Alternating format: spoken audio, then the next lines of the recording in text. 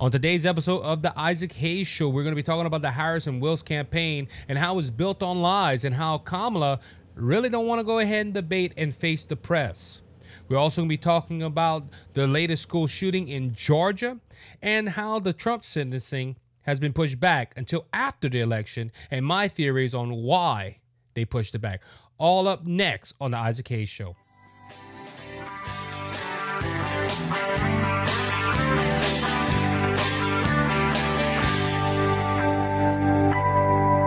How you doing, everyone? And welcome to this episode of the Isaac Hayes Show. We talk about life, we talk about liberty, and yes, we talk about the pursuit of happiness, and we show the world and everybody that's listening that Cajuns do have intelligence. Hope you're having a good day, good week, wherever you're located. Just remember that this is the day that the Lord has made. You should rejoice and be glad in it. Go ahead and like the show, share the show with your friends, tell everybody about us. We are on every major podcast platform. We are on Rumble, and we are on YouTube. We are also live at the moment on TikTok talking about God and politics, ladies and gentlemen, and I'm excited and blessed. Hope everyone is having a good week. Last week, LSU disappointed me, ladies and gentlemen. LSU disappointed me. And I was just, I wasn't distressed, LSU lost. But, hey, it happens. They had the chance to win, and they didn't do it. But the NFL season has kicked off, which started with controversy on Thursday night because they played the Lift Every Voice before the national anthem. And when I first saw it, I was like, I might have a topic to talk about because I thought they were just going to play Lift Every Voice. They didn't. They did play the national anthem. The way they did it looked like that was the only thing they were going to do. And I started doing, talking about that. I didn't have this in my notes, but I started looking up that song, Lift Every Voice. And a lot of people don't know, but that is a hymn. I didn't know that. It's the same thing with the Star Spangled Banner. A lot of people, it was it's a poem, but it was also in a hymnal. I didn't know that about Lift Every Voice, and I want to start looking into that song, Lift Every Voice, a little bit more because I want to see what the words are representing. Because I learned something in life. Let me just say it like this: I learned something in life. People can go ahead and take something and misrepresent it, and this is why I want to look up that song because Lift Every Voice, it's a hymn, and it's talking about God and talking about freedom. It got some good lyrics in it. And the history behind it's a very good historical song.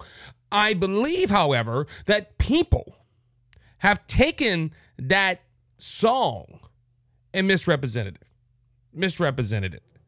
And just like everything else in life. So most of the time, people will take something and try to fit it to their narrative. And unfortunately, it's taken in the wrong way. That is my opinion. If you like my opinion, go ahead and hit the like button. On TikTok, I need you to hit all the heart buttons if you're watching on TikTok right now. I see something coming. Live GIF. Okay. But yeah, if you like the show, go ahead and like and subscribe. Follow me on TikTok as well. The more follows I get, the more my influences spread. I know there's not going to be everybody that's going to like this show. So I love you. If you don't like it, if you love it, please tell your friends, share it with your friends and neighbors. All right, so today I'm going to be talking about a campaign built on lies. And I'm going to look at all the lies Harris is telling you. And I got a picture that I'm going to show up on the screen if you're watching on the podcast side. Unfortunately, TikTok, you will not be able to see it. But I will go ahead and bring it out to what I'm talking about. And this all started earlier the week. Labor Day was last Monday, and I hope everyone had a good Labor Day. And I didn't get to listen and follow all the news sites that I usually follow and listen to. And I think it was on Tuesday, I came back. No, correction, it wasn't Tuesday. It was Wednesday. I was driving, and I started catching up on podcasts that I usually listen to, and that is, I try to check out Mark Levin, I check out Matt Walsh, I check out a few podcasts just to see what's going on in the world. And somebody was filling in for Mark Levin. I don't know if something's up with Mark Levin, but apparently he's been out for a while. And Mark Levin, the guest host from Mark Levin, was talking about Kamala Harris and talking about Karine Jean-Pierre. Apparently, Karine Jean-Pierre came up on the podium at the White House, and she is the spokesperson for the White House. And she made some comments about our economy. And she said that the economy was the strongest it has ever been under the Biden-Harris administration. She has talked about how food prices is down, people are making more money than ever, and all this stuff that she was bringing, she brought out.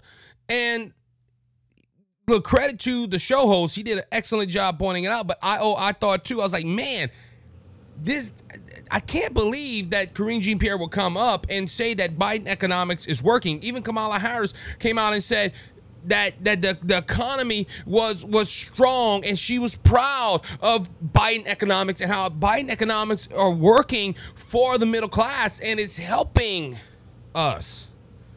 But ladies and gentlemen, I just don't see that. Look, I went shopping yesterday with my wife, and the little bit of stuff we paid for was over $120. And look, I'm not the richest man in the world. I don't claim to be the richest man in the world. I'm not the most wealthiest person in the world, but I'm seeing it with my own eyes here in South Louisiana that we are not better off than we were 4 years ago. Now, there's going to be some people that's going to say, hold on, Isaac, you have no proof of that. Really? Well, let's go ahead and look at these statistics right here. And this is coming from the Labor Board. I have it on the screen right now. If you're listening or watching on TikTok, unfortunately, you can't see it, but I'm going to go ahead and bring out some facts that come from the Labor Department. Under Donald Trump, just 4 years ago, the mortgage rates in this country were at 2.77%. Not too bad. Under Donald, I bet under Harris and Biden it went better. Nah, it's at 7.75%. It went up under Harris. Now remember, Karine Jean-Pierre and all the Democrat Party and all of them, they're all saying, hey, we are better under Harris and Biden, or Biden and Harris. We are living better. We are striving. We have the best economy ever. But personal savings was up 385% under Donald Trump. Personal savings right now under the Harris-Biden administration is negative 73%. That don't sound like it's good. That don't sound like it's good, ladies and gentlemen. Credit card delinquency, negative 11%. People weren't using credit cards under Donald Trump because they had personal incomes. And we're going to be talking about real weekly wages in a little bit. But credit card use under the Biden-Harris administration is plus 50%. Now remember, Karine Jean-Pierre went on a podium in front of the press and said that we have a way better economy now than we ever did before. Now, let's talk about real weekly wages. Under the Trump administration, real weekly wages were up 8.2%. Real weekly wages under the Biden-Harris administration, 3.9%. It don't sound like it's better just in them four statistics. Now, look, I'm going to go ahead and say something because, and some of my conservative friends will go ahead and say, Isaac, how can you say that? No, I got to say it. I got to tell all the facts. Inflation is down right now. Inflation, I think, is sitting between 2 and 3%. Now, like I said, I got to tell you facts. That is after the Biden-Harris administration brought it up to 9%, but it's down to about 3%. And also, it's an election year. Gas prices, I heard Josh Shapiro on The View earlier. He was saying how we're making we're producing more oil than ever before. And gas prices have been going down. I'm seeing it in my little hometown here. But there's a problem. Until election year, it was sky high. And this also goes to a lie that is brought forth, how the president cannot influence gas prices unless it's an election year. Unless it's an election year, you cannot go ahead and mess with the price. I'm going to have to say this. Look, I cannot take guests at the moment because I'm doing a podcast, and they will not be able to hear you on their live. Just comment, and we will try to go ahead and read your comment later on. But the Biden administration and the Harris administration said for years they can't influence gas prices. But guess what? They do. They're doing it. They're doing it right now in an election year. And it's they come out and they're saying we have the best economy. Kamala Harris even said it herself that Biden economics is a great success. Like I said, look, gas prices are down right now. Inflation is down, but the cost of living is still going up. The cost of living is still going up. Mortgage rates are rising. Personal savings are down. Credit card debt is up. Real weekly wages are down. And we are told because the Biden administration is so good and Biden economics is working that people are better off better off than they were 4 years ago. It's just a lie. It's just a lie. It's not true. And look, this whole campaign, since Biden has been built on lies. And look, I know I'm probably giving some people, some anxiety on TikTok right now because they will say, oh, Donald Trump lied. Donald Trump lied. I never denied Donald Trump lied. I never did. I never said that Donald Trump does not lie. Donald Trump has told some lies in his day. I will come out on this podcast and tell them. But the whole thing about, look, it goes to, from Charlottesville to, he lost millions and millions of jobs. They only bring out 2020. They don't bring out 2017 to 2019. They don't bring that out.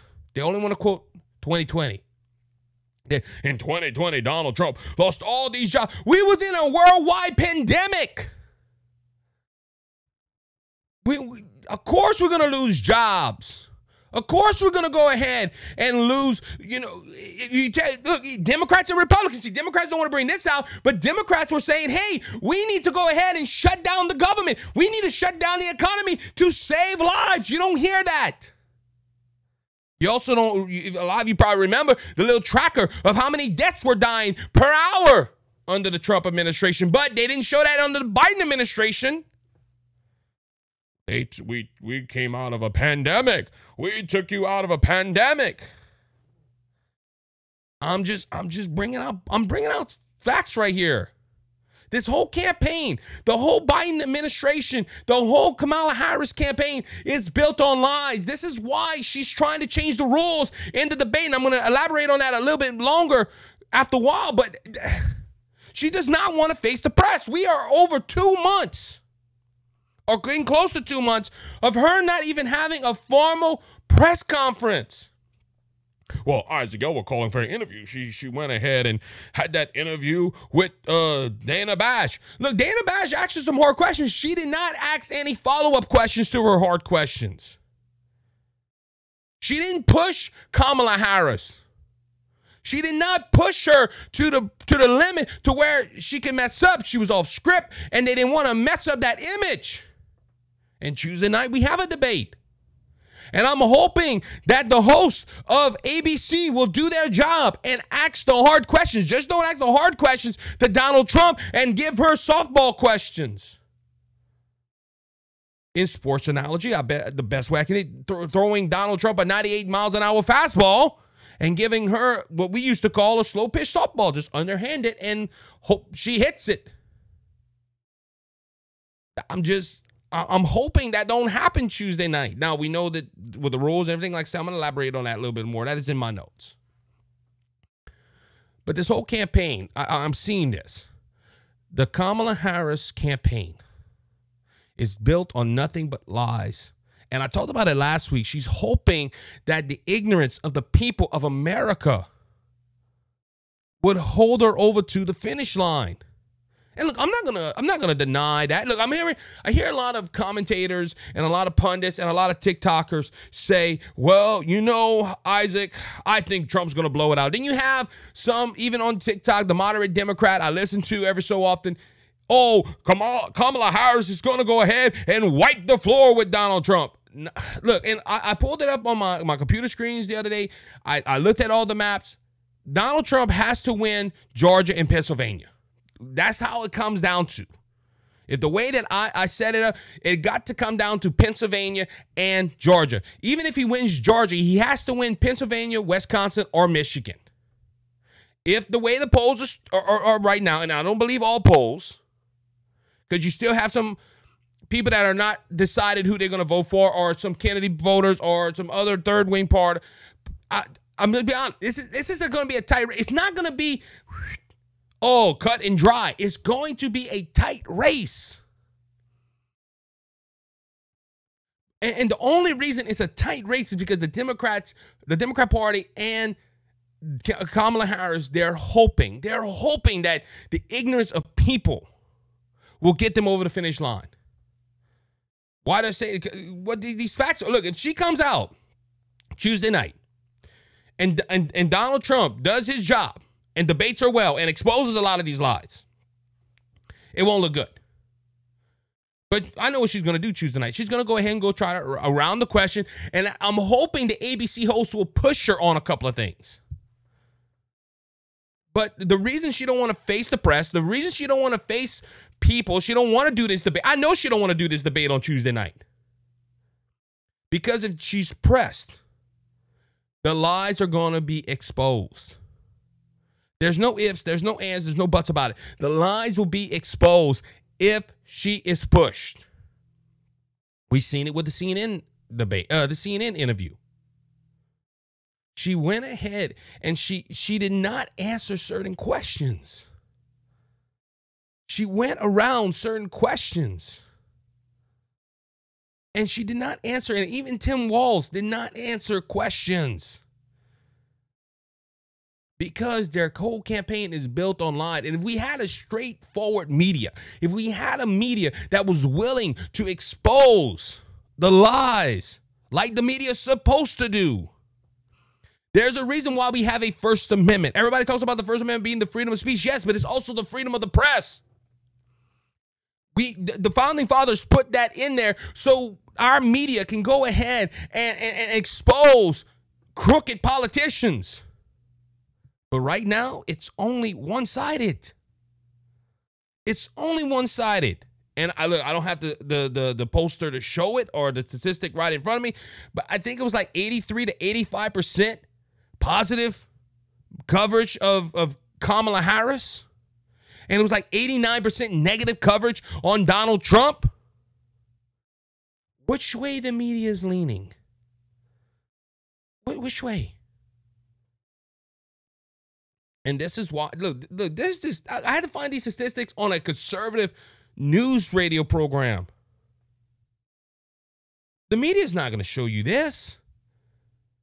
ABC, NBC, all these people, they're not going to show you. They're not going to show you what's right. They're not going to expose the lies of the Harris-Walz campaign. And look, this is why the debate on Tuesday night is so important. This is a must-watch debate. People need to turn on their television. And look, it's not on Fox. It's not on CNN. People can't say, well, we don't have it. I think everybody in the world has ABC if you have an antenna or a DTV digital box. Everybody's going to have ABC. There is a way to watch this thing. We just need to go ahead and make sure that people watch it. And look, this debate is not for, and I hear my friends Mike Calderese and Dr. Michael Soares from Two Mics Live say this a lot. It's not for the hardcore left and the hardcore right. These people already know who they're voting for. It's about those independents and then people in the middle. It's about people that it's about the people that don't know who they're voting for yet. And look, there's a lot of issues there's abortion on the line. There's the economy. There's all kind of stuff. The border, all this stuff, all these questions need to be answered. And Donald Trump has answered these questions. Kamala, however, has flip-flopped. She has flip-flopped on the border. She has flip-flopped on the economy. She has flip-flopped on fracking. And look, like I said, early this morning, I saw Josh Shapiro. He was on The View, and he's like, I think that's a sign of strength that somebody could go ahead and change their position on something. She's not changing her position because she feels that she came to the light of fracking. No, she's changing her position because she knows if she says, I'm going to ban fracking, she's going to lose Pennsylvania. And it's also funny on this point, and look, like I said, this wasn't in my notes. It's just coming to me right now. When a Republican changes their view, oh, he's a hypocrite. Oh, she's a hypocrite. I can't believe she did that. But when a Democrat says, hey, I got a different change of, oh man, that's a sign of strength. That's a strong sign of somebody that's willing to change their mind. But in reality, it's all because she's flip-flopping to gain votes. Again, I saw this week when I heard this program, when they brought out these facts that I just quoted, that came from a government website. So all you left-leaning people that are watching, telling me, hey, no, that's not right. I pulled it from a government website. Or they pulled it from a government website. This whole campaign is built on lies and slander. I'm going to be honest with you. Look, this bothers me when I hear Christians talk about voting Democrat. Kamala Harris's one of her main focus of this campaign is abortion. You need to pray about it. I'm just going to say it like that. But this whole campaign is built on lies. And I'm hoping the American people understand this and their eyes are open. And they don't allow this to happen. But again, this is where my Christian faith comes into play. I told somebody this the other day when they were pressing me on this. I said, look, if Donald Trump don't win on November 5th, the sun's going to rise the next day, and Jesus Christ is still going to be king. And we're going to have to put our faith and trust in Jesus. Because without him, we're not going to make it. With him, we're going to survive. He who endures to the end shall receive a crown of righteousness, the Bible says. I'm just saying, we need to stop. We need to stop believing these lies. And look, like I said, Donald Trump, I don't put my full trust in Donald Trump either. My faith is not in Donald Trump. My faith is in Jesus Christ. Donald Trump's going to fail us. Kamala Harris is going to fail us. Jesus won't fail us. All right, let's talk about some news stories this week. Let's pray for people of Georgia. Unfortunately, there was a shooting. I believe this was on Thursday. Let's see the date. September 4th of 2024. This was when the article was written. But they had a young man who was around. They're talking about 14 years old. He's in police custody now. Called and said he was going to go ahead and hit 5 schools. And after the phone call, it was Appalachia High School in Georgia. This is in Winder, Georgia. And unfortunately took 4 lives.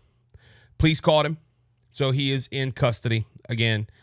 And ladies and gentlemen, before I tell us anything about this shooting and what I feel, first off, as I always do when something like this happens, you need to pray for the families of the victims.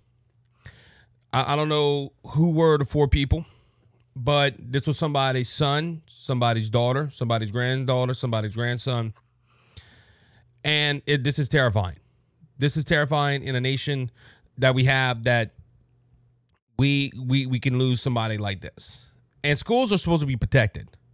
Schools are supposed to be protected, and schools are supposed to be a place where we send our children and we feel they're safe. And on that note, I think some of the states need to go ahead and make sure that, you know, schools, hey, some former police officers, something, do something to protect their kids. But again, we need to go ahead and have our thoughts and prayers, because politics are always going to be here. We can always discuss politics. Them lives ain't here no more. They went into eternity. And I always say this when a shooting happens, we need to pray for the victims, or pray for the families of the victims.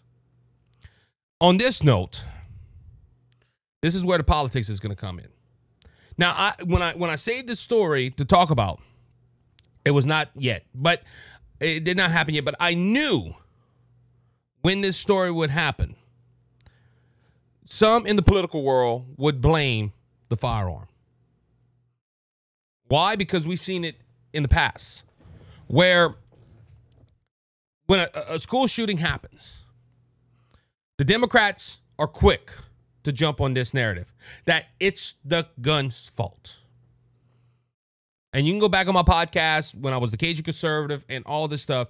You would go ahead, they would go ahead and say, yes, this is the gun's fault. If this person wouldn't have had access to a firearm, none of this would happen. We need to put tougher legislation. We need to go ahead and do this. We need to go ahead and do that.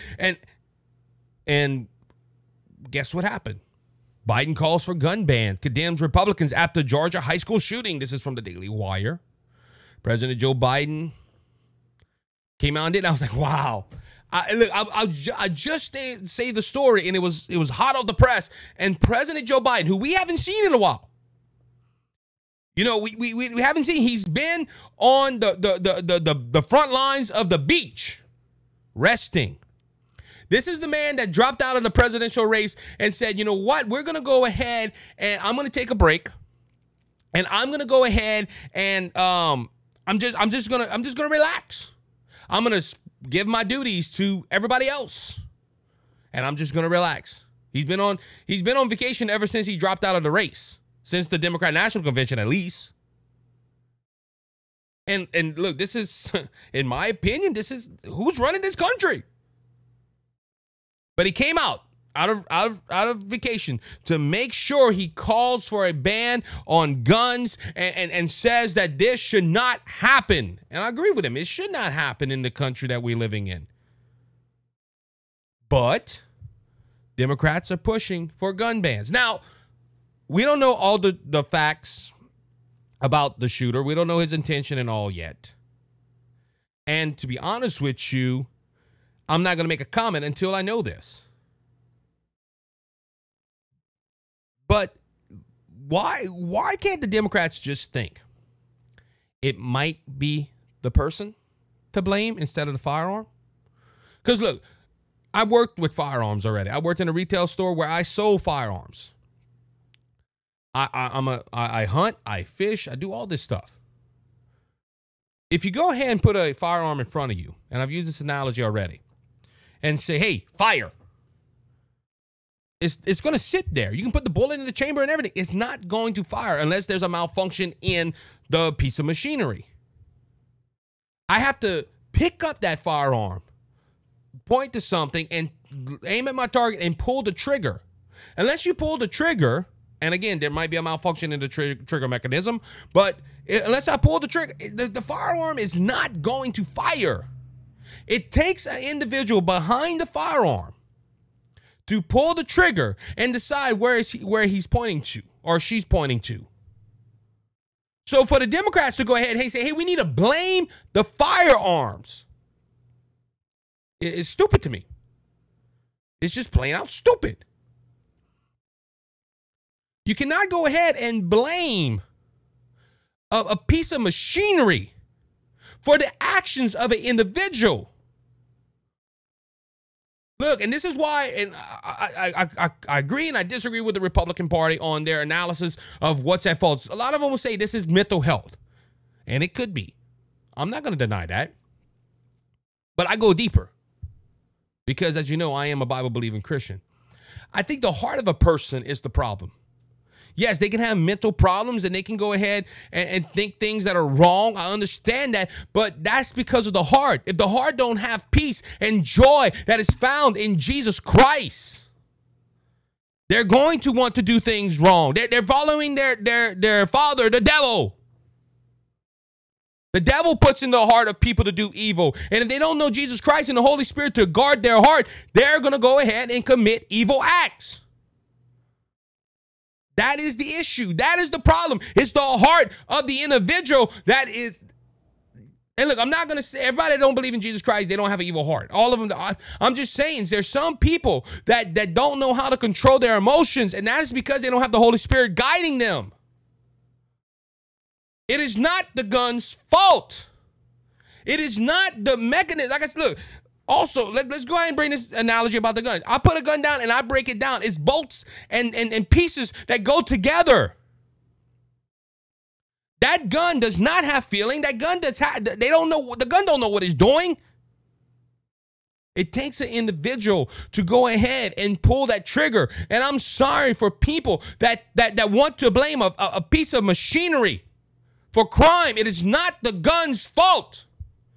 It is the individual behind the firearm. It is the person that makes that decision to pull that trigger. And people might say, "Well, Isaac, yeah, that's immature of you to think like that." They look, should they have regulations? Look, there is regulations. Again, I sold firearms for a big retail store. We couldn't just give a gun to anybody that wanted a firearm. They had a procedure to be done to get that firearm. And I'm going to tell you, we turned away a lot of people. There was times where people would come to me and say, "Yeah, I'm probably going to be denied for about 3 or 4 days." And I'm like, "Why?" We're a veteran. Hey, guess what? They would go ahead and I'm just making this point right here. It is not the gun's fault. And for the president of the United States to come and call a ban on firearms and Democrats to call a ban on firearms is immature to me. It's immature. Now, you notice, to my knowledge, Kamala did not make a comment about this. All right, let's move on. This week, again, Tuesday night, we do have the debate for the presidential race. This will be the first time that Kamala Harris will go ahead and take questions and answer. And again, in my opening segment, I talked about how this whole campaign is built on lies. This whole campaign is built on false truths and slander of the president, of the former president, excuse me. And it's just, they don't want to answer any questions. Now, I did a TikTok on this, and let's just go ahead and break down what was going on. So when President Biden was running for office, running for a second term, he agreed to 2 debates. I think one was June 6th. That was the debate that he did horrible on. And he decided to do one on September 10th. Because this came from President Joe Biden going on Twitter and saying, "Hey, Trump, you want to debate me? You don't want to debate me. I'm not scared. I'll debate you twice." Trump went ahead and said, "Okay, let's go ahead and do it." And Trump went ahead and agreed. And when the rules came out, it was no open mics. Like, one candidate's talking, the other mic had to be muted. No audience whatsoever. They had all these rules. And I remember when it happens, I said, "Look, this is to benefit Joe Biden. This is to benefit Joe Biden." And even the muted mics, it was to help Joe Biden because Joe Biden was afraid that Donald Trump was going to interrupt him and mess up his thoughts. Well, we saw what happened. Biden did not do that well. He lost the debate. And look, and this is not just coming from me that's partisan on the right. Everybody on the left was like, "This is horrible." And that's when all this stuff started happening about Joe Biden stepping out. But they agreed to 2 debates, and one was September 10th. And when Kamala got the nomination, Trump was like, "Hey, we're still for that debate." And I'll even call for 2 extra debates. He wanted one on September 4th. He did a town hall with Sean Hannity. And he wanted another debate. And Kamala has denied every debate offer that was given to her, except this one, because this was already predetermined. That the Democrat nominee would face off against the Republican nominee, not the presumptive nominees. And guess what happened? Kamala started, oh no, we need to change the rules. I want open mics because I'm a prosecutor and I'm at a disadvantage if he can't go back and forth with me. Like I said on TikTok, this isn't a Hollywood courtroom where the both lawyers stand up and like, oh, and they're all fighting with each one another. In a regular court setting, you normally you don't have interruptions unless one of the lawyers says objection. And Kamala saying, well, I'm at a disadvantage if I have muted mics. We need to leave the mics open. And also she wanted to bring notes of certain topics. Now, I never heard this in a debate before. Normally debates are like, hey, no notes, no props, nothing. Also is going to be in front, is not going to be in front of a live audience. Now, when Kamala came out and said, I want to change the debate rules, look, props to Donald Trump and his team for saying no. They were like, no. We're not going to go ahead and do that. We're going to go by the rules we set on back with Joe Biden. And, of course, the Harris team was fighting, but they finally agreed to the rules. Last Tuesday, the rules came down and ABC released them. It was on Wednesday, correction. And they both agreed, and these are the rules. No opening statements. Closed statements will be 2 minutes per candidate. They usually are open statement, but I agree with that. Let's just get to the questions. Let's go. Candidates will stand behind podiums for the duration of the debate. If you remember, Kamala wanted to sit down. She wanted to, hey, I want to sit down debate with Donald Trump. And ABC's like, no, the rules has already been set. Props or pre-written notes are not allowed on stage. Now, this is the whole thing, too, okay? They want these these notes to talk about these certain subjects. That means you would have to have the questions before. Now, this is another note, too. Okay, Donald Trump didn't have no pre-written notes or props, and he answered fine. Why does Kamala, if Kamala's so sharp like she's talking about on the campaign trail, why does she need pre-written notes and props? Because she advocated for this. I want pre-written notes. Why? Well, for her to know. If you can't think on the fly like that, there's an issue. I'm just making that point. No topics or questions will be shared in advance with the campaign or the candidates. Candidates will be given a pen, a pad of paper, and a bottle of water. See, that's standard, okay? Look, if you hear something that the candidate said, oh, I want to remember that, and you write that down. I'm not against that. Candidates will have 2 minutes to answer the questions, 2-minute rebuttal, and 1 extra minute for follow-ups, clarifies, or response. Candidates' microphones will be live only for the candidate whose turn it is to speak and muted when the time belonging to the other candidate begins. Candidates will not be permitted to ask questions of each other. Campaign staff may not interact with the candidates during commercial break. Moderators will seek to enforce timing agreements and ensure a civil discussion, and there will be no audience in the room. That is the debate rules for Tuesday night. Again, why? And look, a lot of this stuff, Kamala asked to stop. Look, like the open, like she wanted open mics. Now I know what it is. Okay, they were hoping that they had open mics. It would catch Donald Trump in a cross debate, and it would look bad on Donald Trump. Now, look, my thing is, I like the muted mics, and this is not just because of Donald Trump. I've watched several presidential debates in my short lifespan. And I always thought it was rude to have an open mic while the other one was speaking. Okay. And a lot of people that debate me on TikTok, they know. Look, if they start up, I will come back and I'll cross-examine. We'll get into. But there's some people on TikTok that I debated. And I will talk to them. I will be forward them. Look, show me respect. Just show me some respect. That's all I'm asking. And they'll come on, I'll let them talk. And after they talk, they'll let me talk.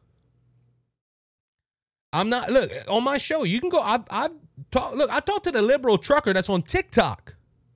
I say you have a debate. We had a discussion on my show. You can go find it on YouTube.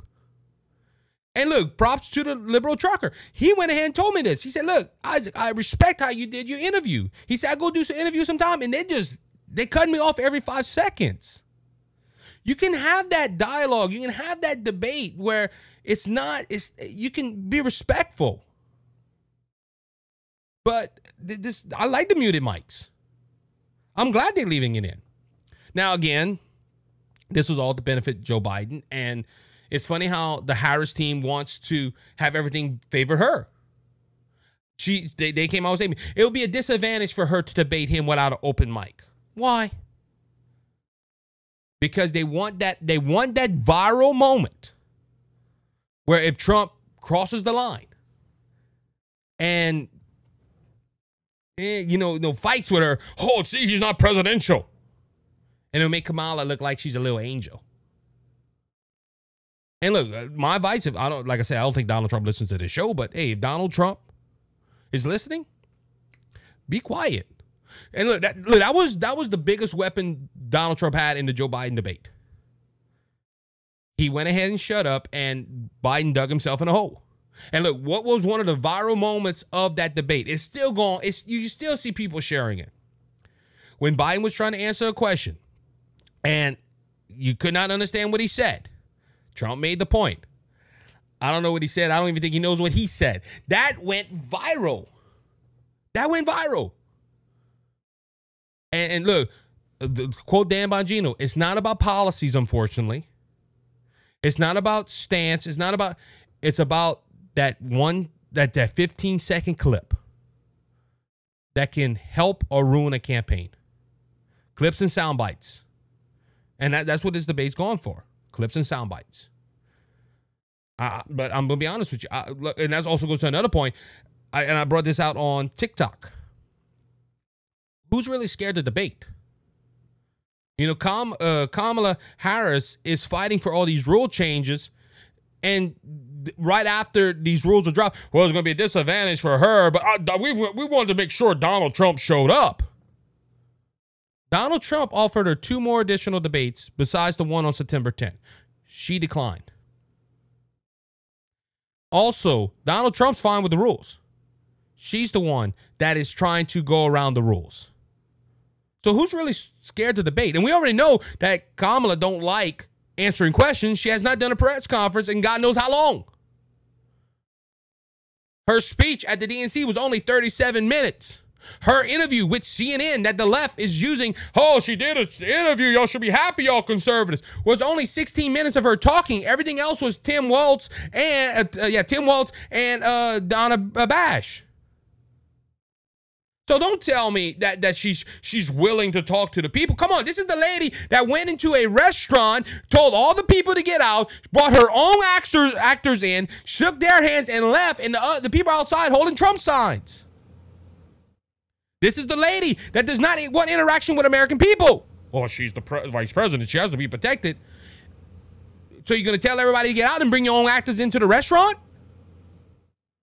Come on, man. Come on. This is ridiculous. But she's not afraid to debate. I think she is. And it would not surprise me. Not a prophet. But it would not surprise me the day of the debate we hear that Kamala has to back out for some reason. I'm being honest.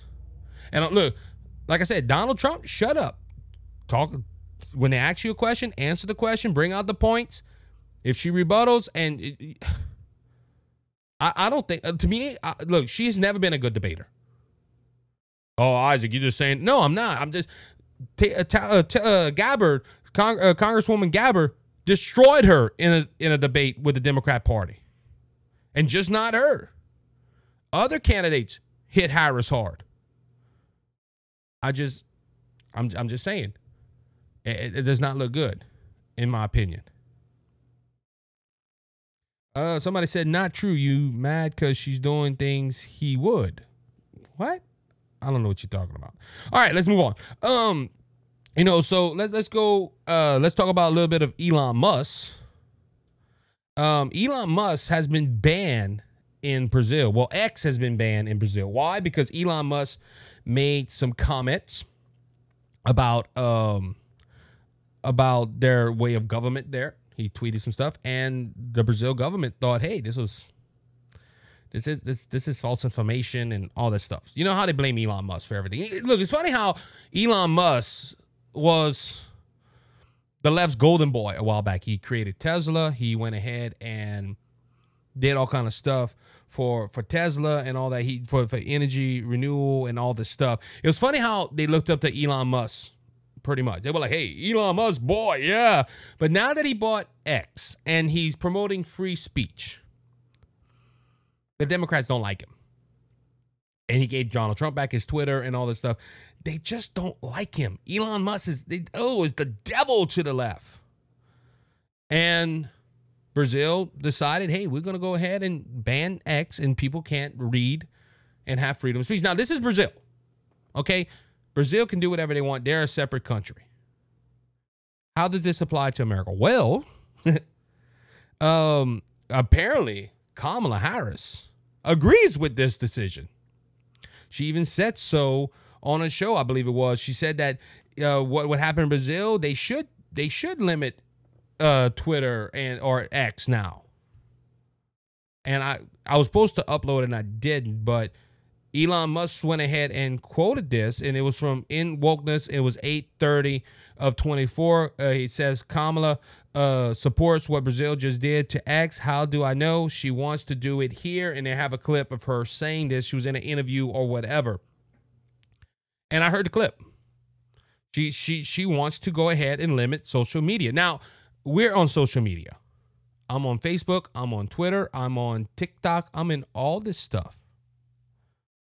And she wants to limit what you can say on there. Now, this bothers me when a politician does not Kamala or any politician who say, hey, we want to limit the freedom of speech. It is scary because this is going against our First Amendment right. Even Robert Kennedy Jr. wrote a X post on this.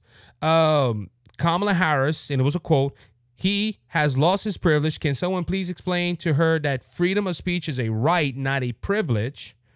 Kamala Harris, there has to be a responsible place on those social media sites to understand their power. Translation, if they don't police content to confirm to government-approved narratives, they will shut you down. That is a X post from Robert Kennedy Jr. And he quoted Kamala Harris on what was going on, what was happening with this this interview. And look, like I said, it bothers me when I hear politicians say, hey, we need to go ahead and restrict free speech. Now, everyone's saying, well, Kamala will go ahead and protect us. Someone said on TikTok said, nah, you're lying. If you message me, I will go ahead and send you the articles. I'll send you the video. That's just, I have it right here. I have it right here.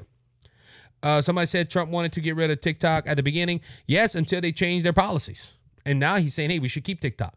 It's funny how the left wants to get rid of TikTok because of podcasts like this. All right. Again, but remember, everybody's saying that Kamala is going to protect democracy. Kamala is going to protect our way of life. Kamala is going to protect our republic and all. You don't hear Donald Trump talking about getting rid of free speech. You don't hear Donald Trump talking about getting rid of things in the Constitution that they don't like. And guess what? If Kamala Harris wins, guess what? You're going to be censored a lot more. Conservatives and Christians are already censored. But it's just ironic that people will say, well, Kamala's going to protect our democracy. Really? She's not going to go ahead and protect the freedom of speech. She said it in that clip. That just bothers me right there. Let's see. I got a few more stories I want to try to get to. Let me go to this. So let's hold on. So people are saying, West Coast says, stop the misinformation. No one wants to limit free speech. She says she wants to. She wants to. And like I said, at West Coast, I can send you the proof. I can send you the proof. I have the articles right here and the video. You just have to hear. Hold on. Somebody says I'm full of it. Yes, you can believe lies if you want to. All right. So let's go ahead and deal with the Cheneys. Because I got so Liz Cheney and Dick Cheney, her dad, came out this week and endorsed Kamala Harris. They said that they could not go ahead and endorse Trump because he has led an insurrection on January 6th. he holds the grips of power, and yeah, they don't agree with Kamala Harris, but they feel she's going to protect democracy. And you even had Harry on TikTok say this. Oh my goodness, this is, I can't, these Republicans that are not voting for Trump, they're lifelong Republicans, and this shows that Donald Trump is not fit to run for office. Now, to Harry's point, yeah, Republicans are going over. Some established Republicans like the Cheneys are going over to Kamala Harris. Adam Zinslinger is going over to Kamala Harris and voting for Kamala. But there's a problem too. Okay, if you're going to go with those lines, Republicans are going over to Democrat sides. What about the Democrats that are coming over to the Republican side? Oh, Isaac, we don't hear. Really? You don't hear nothing? Okay. Robert Kennedy Jr. was a lifelong Democrat turned independent because he didn't think Biden was capable. He didn't think Trump was capable until he saw Kamala Harris and what the Democrat Party did to Joe Biden. He went and said, hey, I'm going to endorse Donald Trump. Lifelong Democrat. Oh, he was an independent for the last couple of months, but a lifelong Democrat. Kennedy name runs deep in the Democrat blood. What about Tulsi Gabbard, former congressman, congresswoman, who was a lifelong Democrat voting for Donald Trump? What about Tim Walz's family? Most of Tim Walz's family saying they're voting for Donald Trump. They endorsed Donald Trump. But you will not hear Harry talk about that. You won't hear Harry talk about the Democrats that are going to the other side.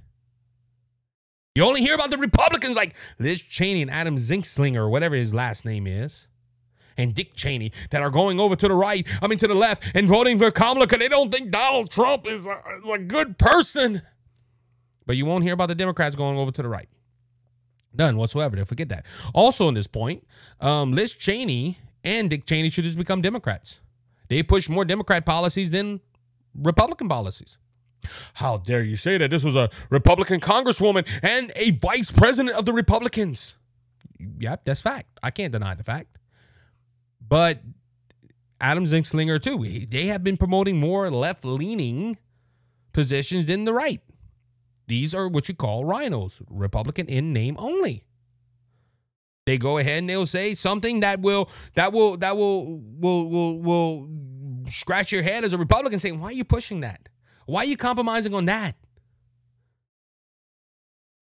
Now, this is also another point that I've thought of. Does this really hurt Kamala with the Republican vote or help her? Okay, think about it. Why is Donald Trump so appealing to Republicans? Because he's saying things that the establishment are not doing. Or he's pointing out errors of the establishment. Republicans for years, and this is including Liz Cheney, Dick Cheney, Adam Zinslinger, and all these people, they have been saying that, oh, we're going to do this and we're going to do that, and they can never get it done.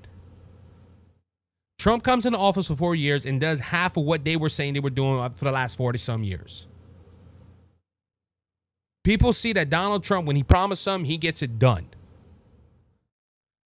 Established Republicans like the Cheneys and the Zinslingers and the Bushes and all these people, when they said they were going to get something done, they never got done. Never. You know how many years Republicans have been saying, hey, we're going to go ahead and take out Roe v. Wade? Who did it? Donald Trump. Because Donald Trump said, I'm going to go ahead and put conservative constitutionalist judges in place. And he did. He did. And guess what? Roe v. Wade was overturned. So this is why I say, does this help or hurt Harris? It hurts Harris. Because Republicans that are on the fence, oh, I don't like Donald Trump, but I don't like Harris either. They're going to see Cheneys come out and say, hey, we're voting for Harris. And they're going to scratch, I didn't like you either, so I'm going to probably go with Trump. This should encourage Republicans that don't like the Cheneys to go out and vote for Trump. This also shows that it don't matter if you're a Democrat or Republican. If you're part of the establishment, guess what? You're going to go against Trump. The Cheneys need to go. I'm sorry. They're done. They need to retire. They don't need to be part of politics. The Bushes are the same way. I feel the same thing about the Obamas. They need to stick their nose out of politics. And look, it's not going to happen. I know it's not going to happen. But the thing of it is, the Cheneys are not The Cheneys are not going to. They're not affected. Their endorsement of Harris's don't change anything on the Republican side whatsoever. These are all fake Republicans, in my opinion. Oh, let's see. All right, we're gonna go with one more, and I'm gonna talk about Trump's sentencing. I had one more. It was about Kamala Harris with her. We might deal with that later on, if I have time. With her speech, how her sudden accent changed from Detroit to Michigan. Detroit, Michigan to Pennsylvania. Should I go there? Look, this is hypocritical. I'm gonna hurry up and deal with it for a second. This is hypocritical of her. The video I watched, her, you should thank the union workers. You should thank. That should be an insult to anybody. Be yourself, Kamala. If you have to change who you are for different crowds, because this was done on the same day, that's just hypocritical, in my opinion. That's the short version of it. That's how I'm going to say with it. Again, Donald Trump's sentencing on the election interference case with Jack Smith has been pushed back. I believe it is. It's the one with Jack Smith. They were supposed to have this debate, this sentencing. Well, no, correction. This isn't. This is this is the Manhattan hush money case. It's not going to be heard until November 26th. It's going to be 3 weeks after the general election. He was convicted on all 34. This is Trump, who was convicted on all 34 charges in May. He was supposed to be sentenced in July 11th. That got pushed back to September 18th, and now Judge Manchin said, "Hey, guess what? We're going to go ahead and push it back until after the election." Now, I'm going to say this right here: if Donald Trump wins the election, this is going to be thrown out. That's how I feel. Then again, I might be wrong. I'm just thinking about it. These people are so evil. The leaders of the Democrat Party. The president, this will probably be the first time the president-elect will be put in jail. I think they're going to put him in jail. This is what they're waiting on. Even after the election, to shut up Donald Trump and for him not to have an influence no more, they're probably going to try to put him in jail. This is the whole thing about all these trials. They wanted the mugshot of Donald Trump, they got him. They wanted to call him a felon, they got it. But that's not stopping. They thought that mugshot and the title of felon behind under his name would have stopped him from being president of the United States. But guess what? It hasn't worked. And I'll be honest, this is all political. I'm not going to lie to you. This is all political. This is how I'm seeing it. Donald Trump, they want Donald Trump in jail. They want Donald Trump to be shut up. They want Donald Trump. They want Donald Trump in jail, ladies and gentlemen. I think that's it. And for them to do it after the election, they want to see what's going to happen.